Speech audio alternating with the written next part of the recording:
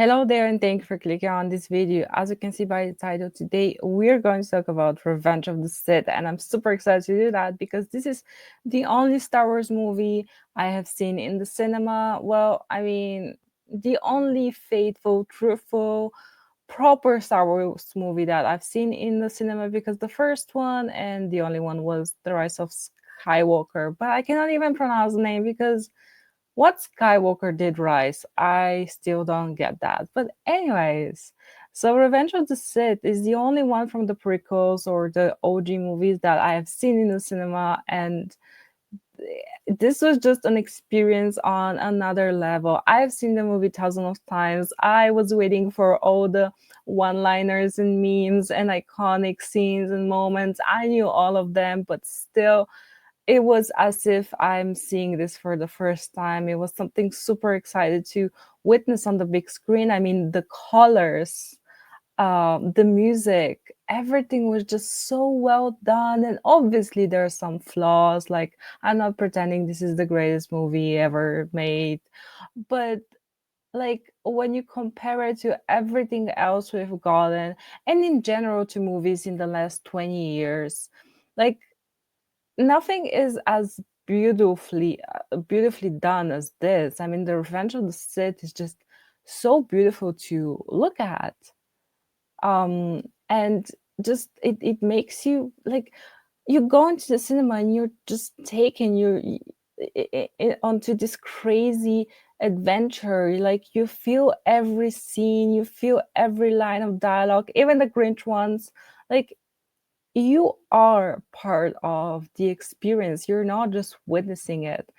And it was just something so exciting and new to see because I've seen other movies. I'm not a big movie goer, a cinema goer, but I've seen other movies in the cinema, obviously. But this is just so much on another level. Like when you hear the Star Wars sound, like you see the yellow sign, I don't know. I just start to cry every time. Maybe it's just me, but like Star Wars just has this emotional thing like hold on me, and proper Star Wars because whatever now we are getting, no.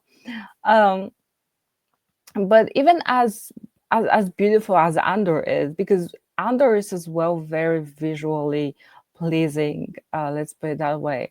But Revenge of the Sith and the prequels in general, like they are just on another level, like creatively.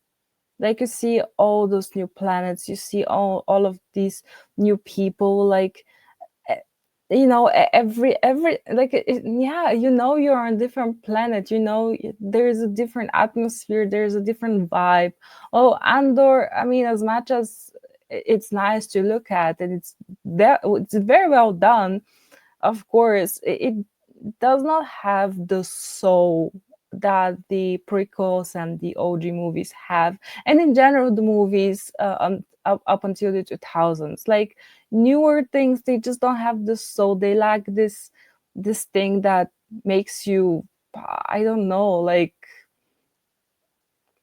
go like dive into the story and I don't know, like transfer you to this magical world. And as much as Dune is beautifully shot as well, there's just something about Star Wars that is so colorful and it's just so beautiful. Like I cannot explain it, I guess, but it's just on another level. And like when you have all the scenes with Anakin and Padme, and actually the last scenes of them, like some of the last scenes where they're in their different buildings in Coruscant, and you have this music, like this suspenseful music. Like ever since the movie starts, the first few minutes are fun and everything, but then after he ends Count Dooku, and then a few scenes later, like just everything changes so much. Like you can feel the suspense and you can feel the tragedy in the air because most of us obviously knows what happens. So we know, but still, like you cannot help but feel the tragedy and to relieve the tragedy every time, even though you know it comes, you know what happens. Um, So yeah, it just was, it was so exciting to witness that. And the other thing I must say about Revenge of the Sith, it's actually about the sequels, that now the sequels kind of make all of this that happened in the prequels and the OG movies just kind of useless, because at the end of the day, Rey has no connection to anything and anyone. I mean, Palpatine, but that's like just dumb AF. I don't even like, I don't know how to comment on that, but it made me feel like, okay, so everything we built in the prequels and the OG, like, yeah, if you connect it to the sequels, it's useless. It has no point, and yeah, it just made me feel a bit dumb and a bit sad, because like what we could have had with George Lucas's treatment of the original sequel idea, like, would have been so much better and fitting into this universe. So yeah, that's my 2 cents on Revenge of the Sith. Just a quick like experience, and I actually filmed a reel, or YouTube reel. Do you call it like that? I don't know. And I'm gonna upload it at some point today, tomorrow. So let's go to one of the articles that I wanted to share with you right here, because I'm not the only person that is thinking like that, that this re-release was, something amazing and great. And I understand a lot of people apparently are saying they don't want to give money to Disney, but I completely like blocked out. Like, when the moment I saw that that they even released it here in Germany, I was like, yeah, I need to go and see it. Like, I did not think I'm giving money to Disney, but anyways, at least you're also giving money to the cinema, so I guess that's a silver lining.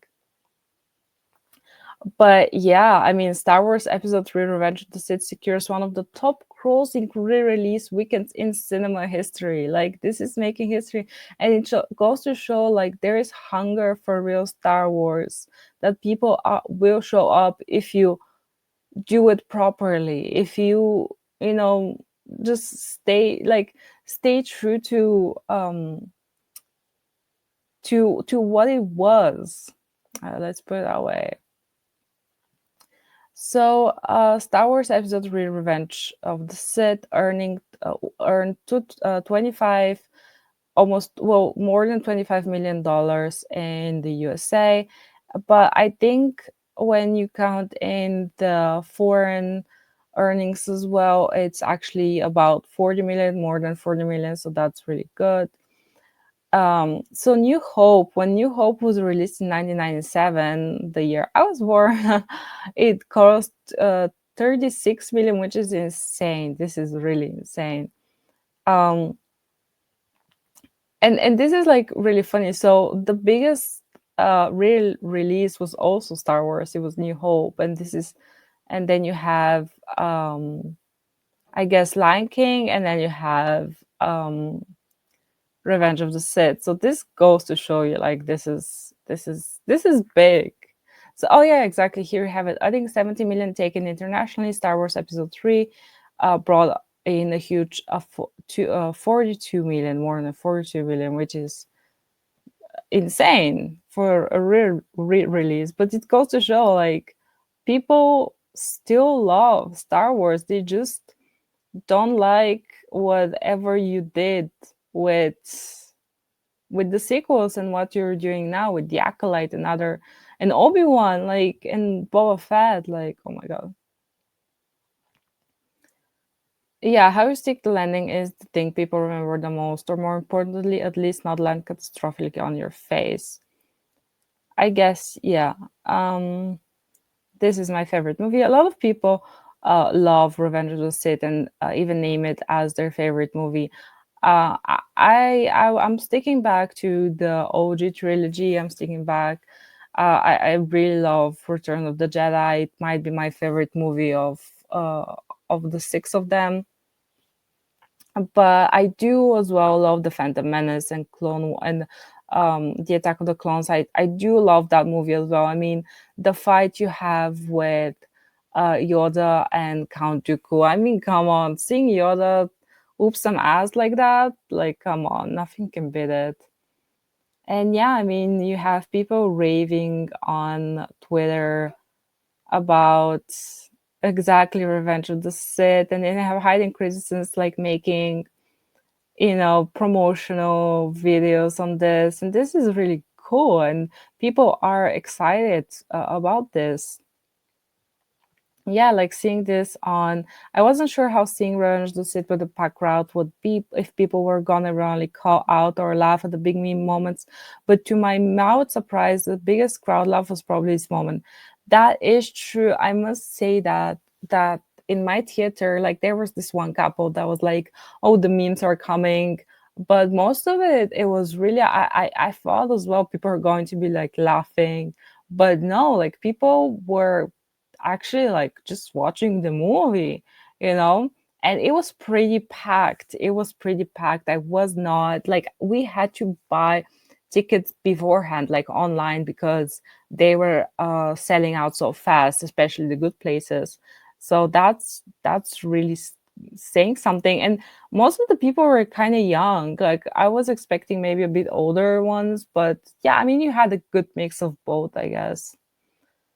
Um, and then you also have Samuel Jackson and Hayden Christensen's showing up in some theater, and then you have um yeah, and then you have like Hayden Christensen's showing up on in some, well, on video in some theaters, or maybe in all American video cinemas, I don't know, like saying thank you, this is really cool, like just appreciating the fans, like, because I mean, come on, without the fans you have nothing. This is, yeah, this was so cool to see on the big screen.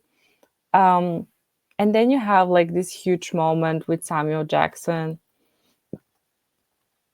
Let's see if we can find it real quick. Yeah, I mean, come on, how cool is this? And then for like freaking John Boyega to come out and say like, "Oh yeah, you had Samuel Jackson be like a side character." Like if Samuel Jackson is a side character, then Yoda and Obi-Wan are as well like side characters, and they're not. I think this is more of a, obviously for me Anakin is the main character of this, but everyone else are, as well, like main characters, because I think I watched this I did watch this review from someone, I don't know, and they said that this was kind of also Yoda's movie, like it was Yoda's failure. And that's also true, like you can definitely see it. He also like, wow, you had Obi-Wan and Anakin fighting, you had also Palpatine and Yoda fighting, like you had this parallel. So I mean, come on, you cannot, like, John Boyega is just so not fair to the fans, because fans do like Finn. I did like Finn, now I just don't care anymore, because like I'm not gonna support someone who treats the fans like that, even though they had their back, his back for so long. I mean, yeah, this was really awesome. This was really awesome. I don't know what to say. What is this? Oh, there's a new movie. Wait, what? Film has been okay. I don't. Anyways, I got sidetracked for a second, but yeah, I guess that's it. That's the video for today. Like it was just so cool to see it on the big screen and to see people cheering and, you know, just reliving this moment with everyone. And yeah, I mean, no, yeah, I would love not to give money to Disney. I mean, I don't usually, I don't have Disney Plus or stuff, but yeah, this was something so special that they did not even think of, like, oh yeah, I'm supporting Disney in that, like in this the destruction of Star Wars, but I'm also supporting the cinemas in that way, I guess. And yeah, maybe this like sends a call and like, come on, guys, let's not do dumb Ahsoka again. I love Ahsoka. I do love Ahsoka, but in her own show, she's kind of not dumb, but yeah, the show was dumb. Let's just call it like that. I don't care too much.